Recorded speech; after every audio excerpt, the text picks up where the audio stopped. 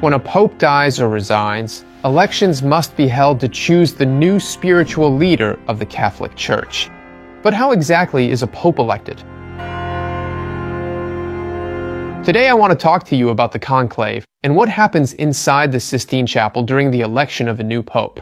There is a lot of talk about the conclave these days, so it is a good idea to give a general overview, so as to have clear ideas. To do this, we also created some completely new 3D animations. Let's get started.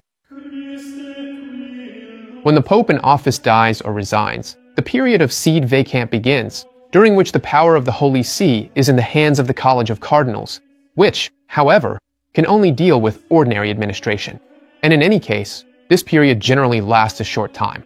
As soon as the news of the death or resignation of the Pope is received, in fact, the Cardinal Dean, who is essentially the president of the college, summons to Rome all the cardinal electors under the age of 80, that is, all those who are admitted to vote for the choice of the new pope. This is the famous conclave. The conclave was established in the 13th century, although the rules for election have changed many times over time. The most recent provisions were issued by John Paul II with the Apostolic Constitution Universi Dominici Gregis of 1996, later revised by Benedict XVI and Pope Francis. Before the start of the voting, the Proelegendo Mass is celebrated in St. Peter's Basilica. Afterwards, the cardinals of the conclave gather in the Sistine Chapel, and after everything has been arranged, a special master of ceremonies, who is not a cardinal elector, pronounces the phrase extra omnes, with which he orders all strangers to leave. From this point on, the cardinals can no longer have contact with the outside world for the duration of the conclave. Obviously, they are not stuck in the Sistine Chapel the whole time, but they are staying at the Domus Sancti Marthi, passing by Via del Fondamenta, always without having contact with anyone. To elect the Pope, and I will explain later who can be a candidate, a 2/3 majority of the votes among all the cardinal electors is required. So, let's assume that there are 150 cardinal electors. To be elected Pope, a cardinal must receive at least 100 votes, that is, 2/3. If instead the number of cardinals is not divisible by 3, so I don't know, for example 101, it is necessary to reach 2/3 plus 1.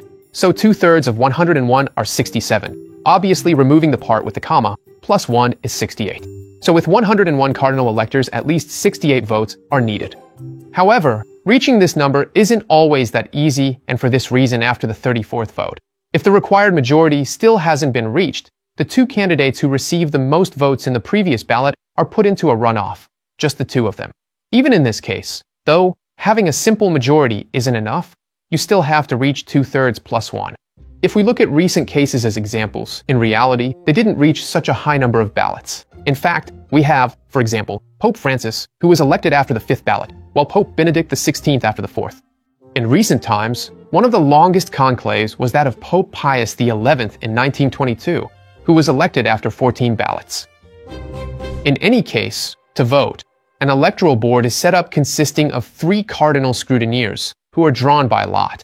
3 cardinals who collect the votes of any sick cardinals, and 3 others who act as revisers. Each member of the conclave is given rectangular cards with the Latin inscription Eligo in Summum Pontificem, under which the name of the chosen candidate must be written. Afterwards, the vote is folded in half, and, holding it up, it is inserted into a plate. At the end of the voting operations, the 3 scrutineers proceed to count the ballots and communicate the result. If no candidate reaches a quorum, a new ballot is held. Consider that generally there are 4 a day, 2 in the morning and 2 in the afternoon, except on the first day when only 1 is done. If a cardinal reaches the necessary votes, the cardinal dean of the college, that is, the one at the head of the college, asks him in Latin if he accepts the election and then what pontifical name he chooses. At this point, before we look at what happens when a cardinal obtains the majority, I'd like to say a few words about the white smoke and the black smoke. After each ballot, in fact, the outcome of the vote is communicated to the crowd gathered in St. Peter's Square by means of the famous smoke. This is nothing more than the smoke produced by the combustion of the cards which comes out of a special chimney. The smoke is black if the quorum has not been reached, white if the Pope has been elected. The stove used is made of cast iron, cylindrical in shape, and about 1 meter high, and has a diameter of about 45 centimeters. In its lower part it has a door to light the primer. while in the upper part it has a door to insert the cards to be burned. Historically, for black smoke, simply the ballots were burned, while for white smoke, in addition to the ballots, damp straw was also burned. In fact, over the years an auxiliary smoke device has also been introduced, so as to make the smoke more visible and above all clear. It is a device inside which there are two compartments, one for placing light-colored smoke bombs and one for dark-colored ones. Then there is an electrical control unit that manages the smoke output during the burning of the cards. Obviously, then the flues of the stove and those of the smoke machine converge on the roof of the building so that everyone can see the smoke. So, once the white smoke occurs, what happens? Let's go back to the conclave. After the most voted cardinal has accepted the role, the pontifical vestments are put on in the Room of Tears. This is none other than the sacristy of the Sistine Chapel, and is called this because the newly elected cardinal should cry with emotion at having received this assignment. Here, vestments in different sizes are already prepared so they can fit whoever is elected, and finally the public announcement is made. The cardinal protodeacon, that is, the cardinal deacon who has been appointed for the longest time, appears on the loggia of St. Peter's Basilica and pronounces the famous formula, Habemus Papam. At this point, the new pontiff usually addresses a blessing and a few words to the crowd in St. Peter's Square. Well, this is the electoral process of the Pope. Having reached this point, I would like to clarify just one last aspect. That is, who can become Pope? The requirements set by canon law to be elected Pope are in reality only three. One must be male, celibate, and baptized. Theoretically, anyone who meets these requirements is eligible, and it is not even necessary to be a priest or a cardinal. So I too, virtually, would be eligible to be Pope, just to give an example. Obviously, in practice things are a little different, and the Pope is always chosen from among the cardinals present at the conclave. Let's say that it's as if it were a sort of fourth unwritten rule, which however also makes sense if we think about it. Also because to lead the church someone is needed who has a deep knowledge of that world, and therefore who better than a cardinal? Just think, the last time a pope was elected who wasn't present at the conclave was in 1522, when Adrian VI was chosen, and he was already a cardinal anyway. The last pope who did not belong to the clergy but was a layman dates back to December 4th, 963, when Pope Leo VIII was elected. However, during the conclave, discussions and negotiations take place among the cardinals, who generally divide into factions based on their political ideas, their vision of the church, or their geographical origin.